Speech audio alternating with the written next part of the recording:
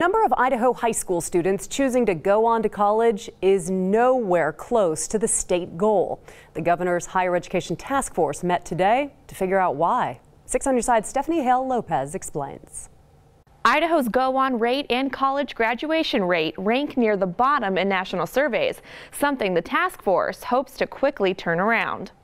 New data shows 42% of high school students in the state go on to get higher education or certification. But that number is a ways away from Idaho's goal of having 60% of 25 to 34-year-olds with a post-secondary degree or a certificate by 2020.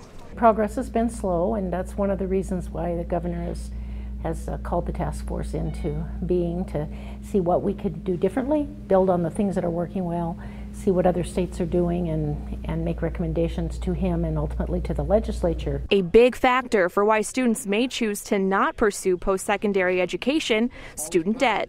In fact, Idaho has the second highest rate of student debt in the nation, according to the Idaho Center for Fiscal Policy. Our tuition and fees are actually pretty low compared to other states.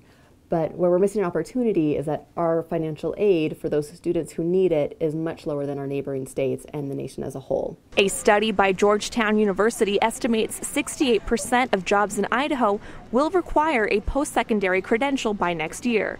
But right now, the task force is only in the early stages of putting together recommendations for the governor. I think each of the subcommittees is doing a really good job of researching, looking at best practices around the country, and they really just sort of laid out maybe some general vision and positioning. The 36-member task force is working on a bit of a time crunch. Recommendations are due to Governor Otter this September. In the studio, Stephanie Hale-Lopez, 6 on your side.